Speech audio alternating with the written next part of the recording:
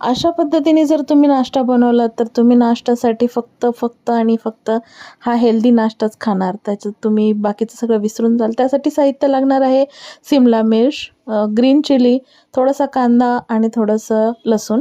त्यासाठी मी परत चायनीजचे जेवढे पण सॉसेस असतात ते घेतले. Soya sauce, red chilli sauce, green chilli sauce आणि थोडंसं व्हिनेगर.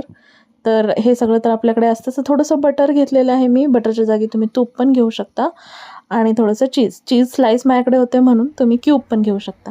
आता हा सकाळचाच पॅन आहे, प्लीज डोंट जज मी. त्याच्यामध्ये पराठे बनवले होते, तोच तवा मी घेतला आहे.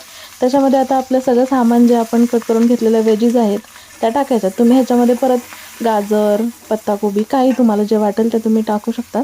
मी फक्त आता सिंपल बनवलेलं आहे. त्याच्यामध्ये सगळे आपला कांदा, लसूण, हिरवी मिरची आणि सिमला मिरची हे चारी पण मी फ्राय करून घेते तेलामध्ये व्यवस्थित.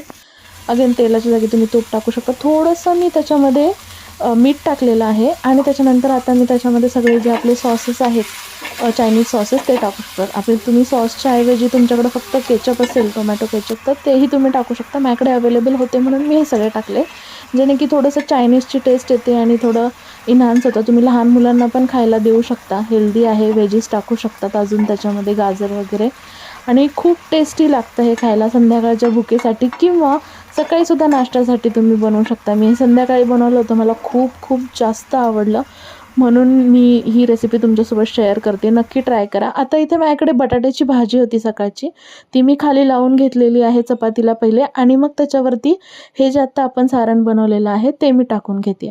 तुमच्याकडे भाजी नसेल तर तुम्ही सिंपल असं बनवून रोल बनवू शकता, चीज टाकू शकता. मी वरतून चीज टाकलं आहे. आता मी चपातीची घडी करून घेतली आणि बटरमध्ये त्याला मस्तपैकी दुसरा तवा ठेवलेला आहे. त्याच्यामध्ये दोन्ही बाजूनी खरपूस असं भाजून घेणार आहे. म्हणजे थोडंसं ते क्रिस्पी ज्यावेळेस होईल ना आणि आतमधलं चीज आहे ते ज्यावेळेस मेल्ट होईल ते इतकं टेस्टी लागतं खायला. ट्रस्ट मी, तुम्ही एकदा हे करून बघा. मी फर्स्ट टाईम बनवलं होतं आज, असंच इनोव्हेट केली रेसिपी, पण मला खूप आवडली त्यामुळे मी शेअर करते. तुम्ही नक्की करून बघा आणि तुम्हाला जर आवडली तर मला नक्कीच कॉमेंटमध्ये सांगा. आय होप तुम्हाला हा व्हिडिओ आवडला असेल. If you like this video please like, share and subscribe to my channel. Thank you so much for watching.